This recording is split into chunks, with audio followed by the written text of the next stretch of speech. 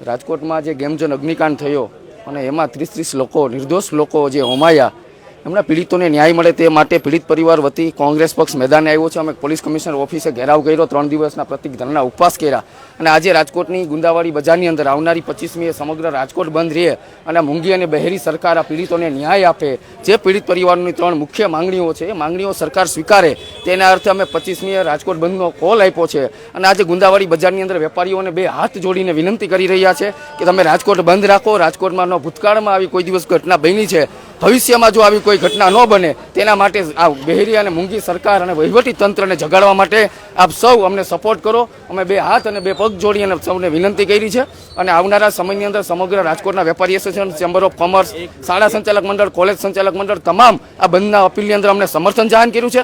અમને વિનંતી, અમને પૂરો વિશ્વાસ છે કે સમગ્ર રાજકોટની વેપારીઓ અમને સાથ સહકાર આપશે અને પીડિતોને ન્યાય અપાવવા માટે જે ઘટતું કરવું પડશે એ કોંગ્રેસ લડવા માટે તૈયાર છે।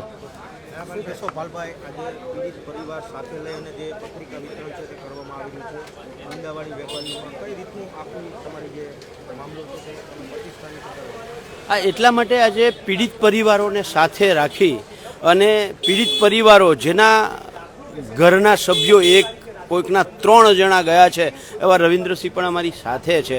3 સભ્યો ગુમાવ્યા પછી 1 મહિનાની અંદર આ રીતે પત્રિકા લઈને નીકળવું પડે એ ગુજરાત સરકાર માટે, ગુજરાત પોલીસ માટે, રાજકોટ પોલીસ માટે આ શરમજનક બાબત છે।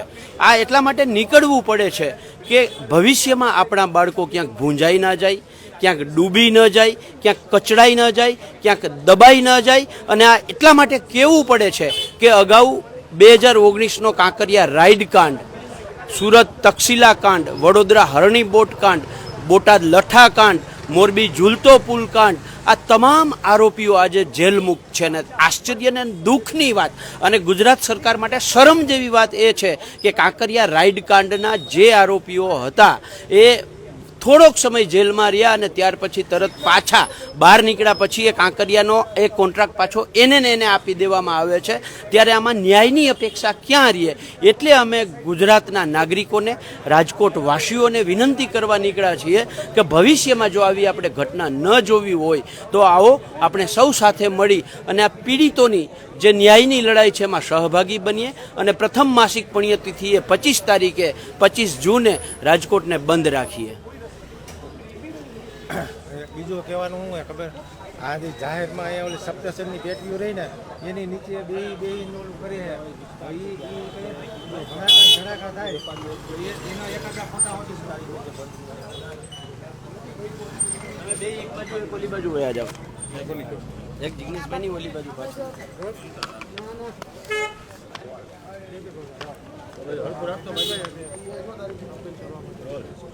આપણા રાજકોટ શહેરમાં જે અગ્નિકાંડની ઘટના બની એ અત્યંત મોટી કરુણાંતિકા છે અને ફરી રાજકોટમાં અને ગુજરાતમાં કદી આ પ્રમાણે નિર્દોષોના જીવ હોમાય નહીં એના માટે અમે સૌ લોકો સતત છેલ્લા 3 અઠવાડિયાથી મહેનત કરી રહ્યા છીએ।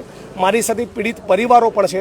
આજે અમે બધા જ રાજકોટની બજારમાં વેપારીઓને હાથ જોડીને નમ્ર વિનંતી અને અપીલ કરવા નીકળ્યા છીએ કે પ્લીઝ ફરી આવું ન બને એના માટે 25 તારીખે રાજકોટ બંધનું જે એલાન પીડિત પરિવારોએ અને અમે કર્યું છે એ એલાનને સફળ બનાવજો।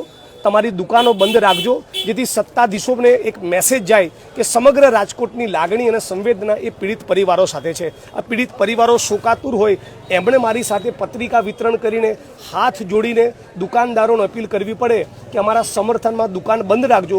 એ રાજ્યની સરકારને પોલીસ માટે બહુ જ મોટી લજ્જા અને શરમનો વિષય હોવો જોઈએ।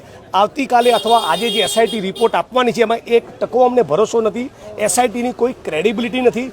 ક્રિમિનલ ઇન્વેસ્ટિગેશન કરી રહેલા અધિકારીઓ એ દારૂનો જુગારના અડ્ડામાંથી કરોડોની કમાણી કરનાર અધિકારીઓ હોય તે સચોટ તપાસ કરી જ ન શકે અને એટલા માટે નોન કરપ્ટ પ્રમાણિક નિષ્ઠાવાન આઈપીએસ અધિકારીને તપાસ ટીમમાં લેવામાં નહીં આવે ત્યાં સુધી આવા તપાસ અહેવાલોનું પીડિત પરિવારો માટે અને અમારે મને કોઈ જ મહત્વ નથી અને 25 તારીખે રાજકોટ બંધ થશે।